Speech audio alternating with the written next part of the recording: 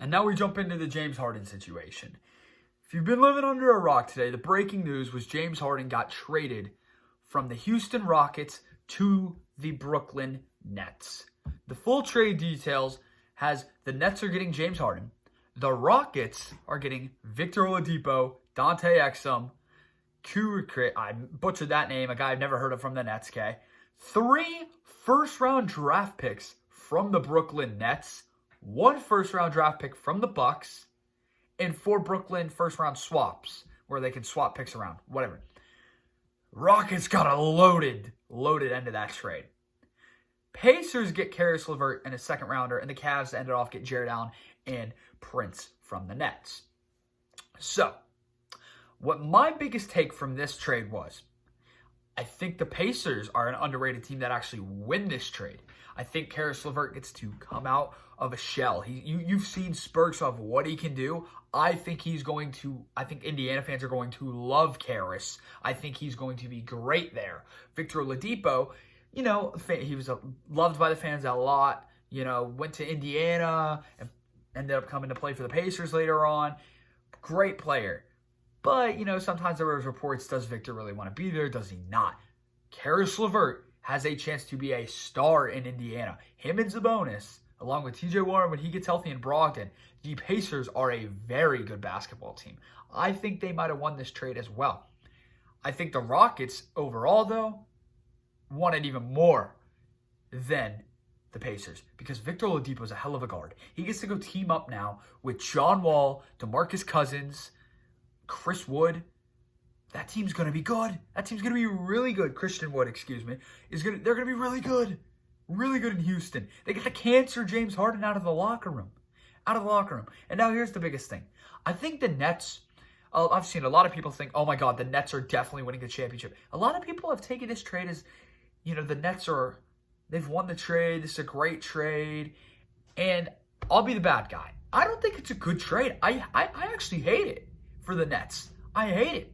You're getting a guy in James Harden who is loving all-you-can-eat buffets right now because it's not really busy with COVID overall. So, he's eating it up like there's no tomorrow. He's gained a little weight on him. We don't fat shame on this podcast, but, whatever.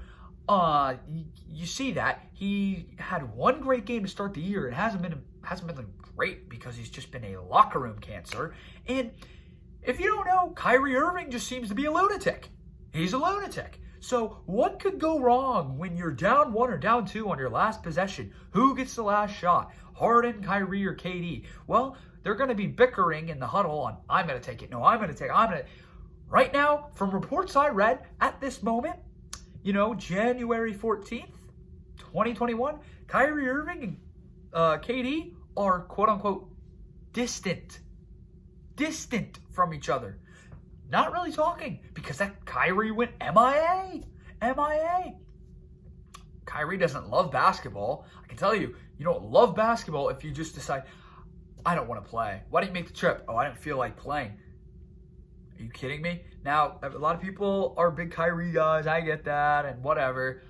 After what Kyrie did in Boston, lost a lot of respect for him as a Celtic fan myself. So I know a lot of people are listening or watching this and probably disagree with my opinion, but that's great. We all have opinions. I still like Kyrie. I don't see how you can have, if Kyrie even comes back. There is reports that I read that Kyrie, the reason he went MIA is because he was not happy with Brooklyn by hiring Steve Nash. He felt a little, he felt betrayed on that, hiring Steve Nash, because he didn't want Steve Nash as the head coach. He wanted more of a say in it. So he's not happy about that and how the organization handled that. So he's a little disgruntled about that. So not great there in Brooklyn. He's talked about possibly sitting out the rest of the year. A report I read, that's from a Brooklyn writer. I expect him to come back more than likely because I just don't see how you would sit out. He sat out all of last year with a knee injury that took forever. So it was a knee injury, whatever.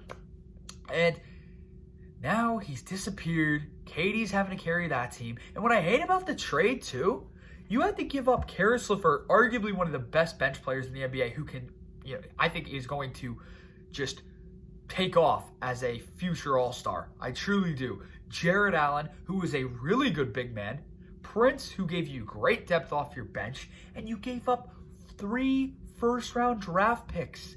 You didn't have a draft pick, a first-rounder this past year either, because it had to do with the sign and trade with Kevin Durant.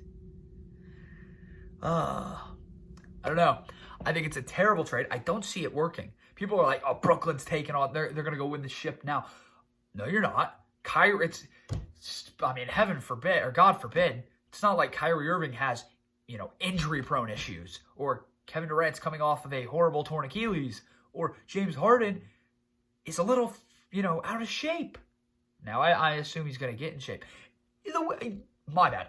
The true winners of this trades are the strip clubs in New York, in Brooklyn, New York, with James Harden coming into town. They're going to skyrocket. Their business is skyrocketing when James steps in.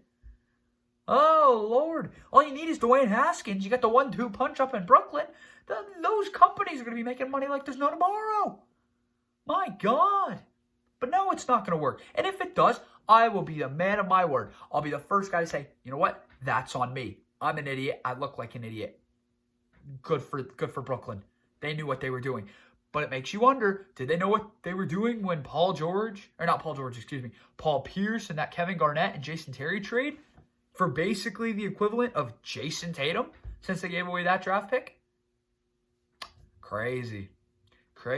It's a win now mentality in Brooklyn. I just don't see. I just find that very, very, very train wreck mentality ready to happen. I'm excited, though. I am excited. That's watchable basketball. Now, there's going to be no such thing as ball movement in Brooklyn and no defense, because they're not going to play defense to save a life there in Brooklyn. But it's going to be about 100 dribbles of possession and then take a shot. Yeah, so, hey, maybe Brooklyn, you proved me wrong. You lost your bench depth. That bench depth was incredible, and you just got rid of it. So, whatever. You do have 3 superstars. So there's a chance I could definitely see Brooklyn making a run. But with all the drama going on between Kyrie and that situation, James Harden seems to really love drama right now this year. So what could go wrong, right? But Old Takes Exposed can come at me if Brooklyn goes on a run, because I can be completely wrong. So Brooklyn's 7-6 right now, so they're not even that great. We'll see.